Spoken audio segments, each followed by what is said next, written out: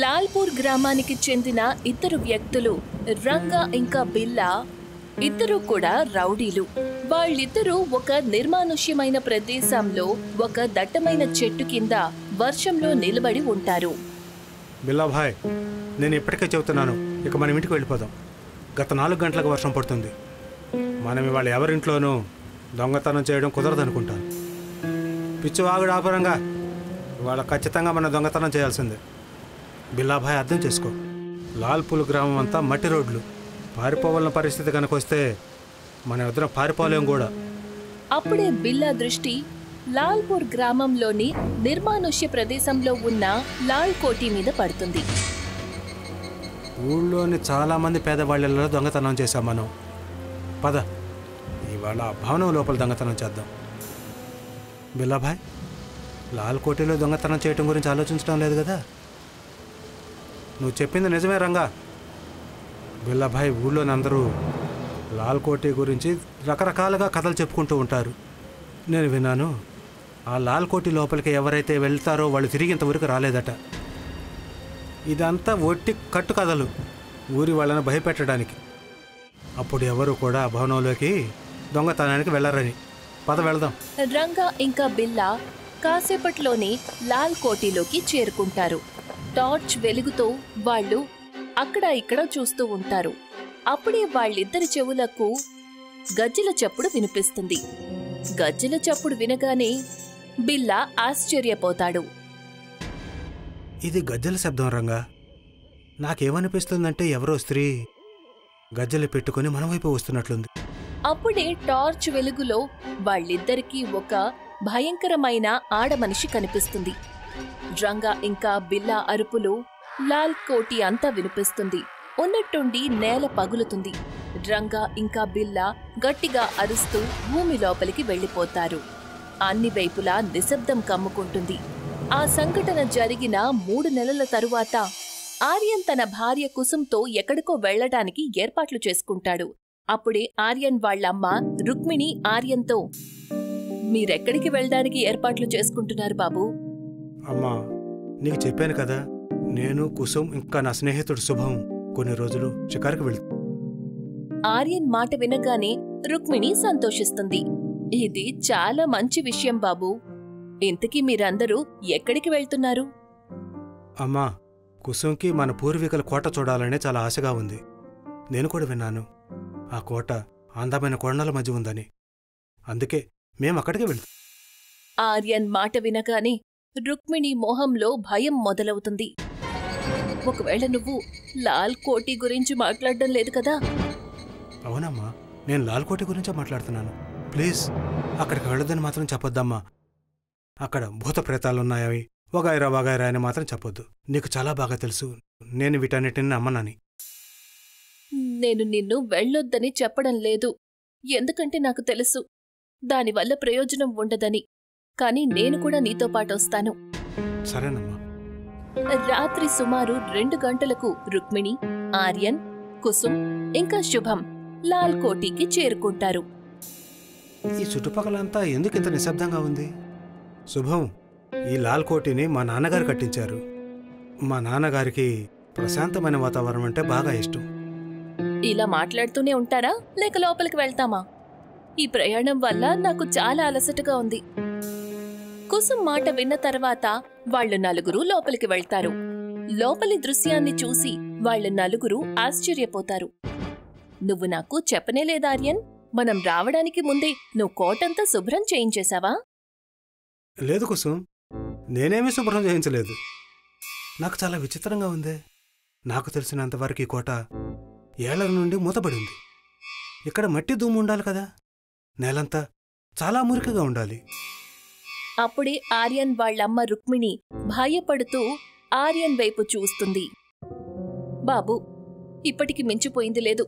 నాకిక్కడేది సరిగ్గా అనిపించడం లేదు. మనం వెళ్ళిపోవడం మంచిది. ఇక చాలా ఆపమ్మా. ఆర్యన్ ఇంకా కుసుమ్ ఒక రూంలోకి వెళ్ళిపోతారు. శుభం వేరే రూంలోకి వెళ్తాడు. ఇక రుక్మిణి వేరే రూంలోకి. రూం లోపలికి వెళ్ళగానే అందరూ కూడా గాఢ నిద్రలోకి జారుకుంటారు. కాని రుక్మిణికి మాత్రం నిద్ర ఏ మాత్రం రాదు. రుక్మిణి దీర్ఘాలోచనలో ఉంటుంది. అప్పుడే తన చెవులకు గజ్జెల శబ్దం వినిపిస్తుంది. ఈ గజ్జెల చప్పుడు నాకు అలాగే అనిపిస్తోంది, కానీ ఇదెలా సాధ్యమవుతుంది?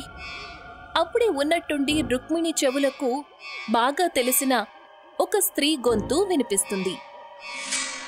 మొత్తానికి నువ్వు నీ కొడుకుతో పాటు ఇక్కడికి రావాల్సొచ్చింది రుక్మిణి.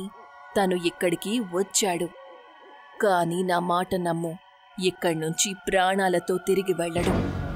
ఆ మాట వినగానే రుక్మిణి కంగారు పడుతుంది. ఇది తన గొంతులాగే ఉంది. అంటే ఇంతవరకు లాల్ కోటి గురించి ఏవైతే కథలు చెప్పుకుంటూ వచ్చారో అవన్నీ నిజమన్నమాట.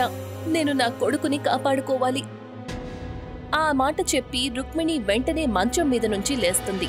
కాని ఎప్పుడైతే తను నేల మీద అడుగు పెడుతుందో ఉన్నట్టుండి ఒక భయంకరంగా కనిపించే స్త్రీ శరీరమంతా కాలిపోయి ఉంటుంది. తన మొహం మీద పెద్ద పెద్ద బొబ్బలు ఉంటాయి. తన ఎర్రని కళ్లతో రుక్మిణిని చూస్తూ ఉంటుంది.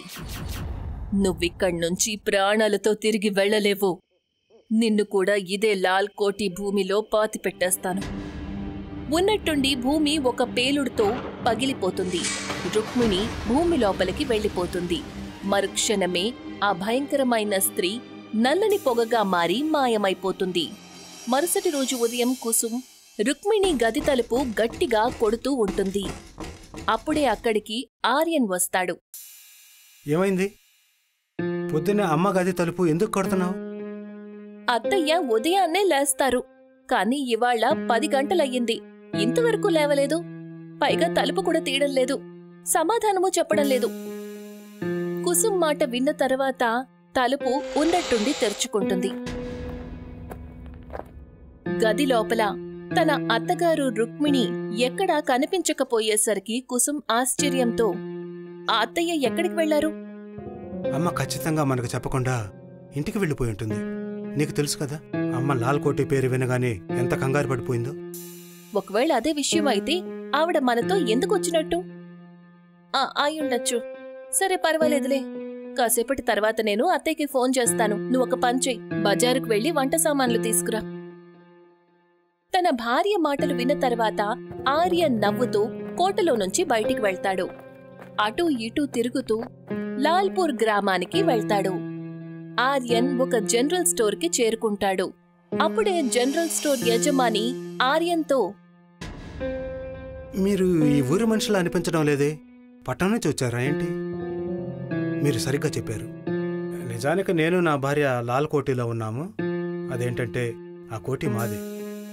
ఆర్యన్ మాట విన్న తర్వాత ముసలి వ్యక్తి పూర్తిగా ఆశ్చర్యపోతూ, నీ పూర్తి పేరేంటి?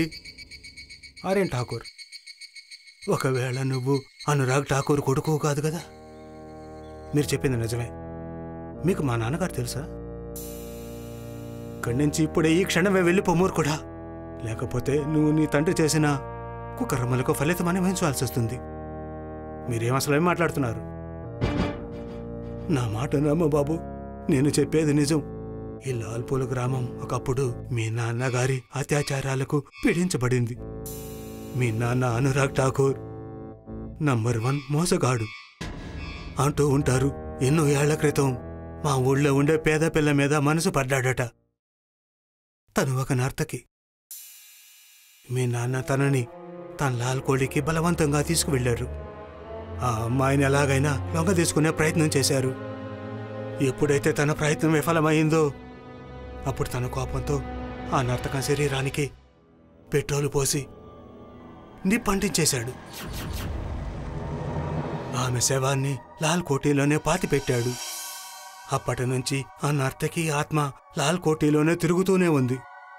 ఎప్పుడైనా ఎవరైనా పొరపాటున తెలియక లాల్ కోటిలోకి వెళ్లారు అంటే వాళ్ళు ఎప్పటికీ తిరిగి రారు.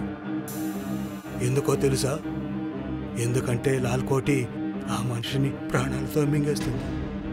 ఆ ముసలి వ్యక్తి మాటలు విన్న తర్వాత ఆర్యన్ భయపడిపోతాడు. ఆర్యన్ పరిగెత్తుకుంటూ లాల్ కోటికి వెళ్తాడు. కాని ఎప్పుడైతే ఆర్యన్ కోఠి లోపల అడుగు పెడతాడో అప్పుడు ఉన్నట్టుండి గాలులు వీస్తూ తలుపులు మూసుకుపోతాయి. ఎదురుగా ఉన్న దృశ్యాన్ని చూసి ఆర్యన్ కళ్ళు ఆశ్చర్యంతో ఉండిపోతాయి. ఆర్యన్ ఎదురుగా తన భార్య అలాగే స్నేహితుడు శుభం భయంకరమైన పరిస్థితుల్లో పడి ఉంటారు. అదే భయంకరమైన స్త్రీ ఆర్యన్ని మింగేసే దృష్టితో చూస్తూ ఉంటుంది. నేను నీకోసమే ఎదురు చూస్తున్నాను. మీ అమ్మని నేను తన గమ్యానికి చేర్చేశాను. దురదృష్టవశాత్తు నీ తండ్రి చేసిన కర్మలకు ఫలితం నీ భార్య ఇంకా నీ స్నేహితుడు కూడా అనుభవించాల్సి వచ్చింది. ఇక నువ్వు కూడా చావాల్సింది. ఆర్యన్ వణికిపోతూ, ఎవరు నువ్వు? నువ్వు మా అమ్మ, నా భార్య, నా స్నేహితుడిని ఎందుకు చంపావు? నర్తకి, నేను నర్తకిని. నీ తండ్రి నన్ను ప్రాణాలతో కాల్చేసి లాల్ కోటిలో పాతిపెట్టాడు. మీ అమ్మకి అంతా తెలిసినా కూడా ఆవిడ ఎటువంటి న్యాయం చెయ్యలేదు. చనిపోయే ముందు నేను మీ నాన్నకు మాటిచ్చాను, తన వంశాన్ని నామరూపాలు లేకుండా చేస్తానని. ఆ ఆడమనిషి ఆ మాట చెప్పిందో లేదో అప్పుడే ఉన్నట్టుండి భూకంపంతో లాల్ కోటి భూమి పగిలిపోతుంది. చూస్తూ చూస్తూ ఆర్యన్ గట్టిగా అరుస్తూ తన భార్య, తన స్నేహితుడు శుభంతో పాటు ప్రాణాలతో భూమి లోపలికి వెళ్ళిపోతాడు. ఆ తర్వాతంతా మామూలుగా అయిపోతుంది. లాల్ కోటిలో నిశ్శబ్ద సామ్రాజ్యం మళ్లీ మొదలవుతుంది.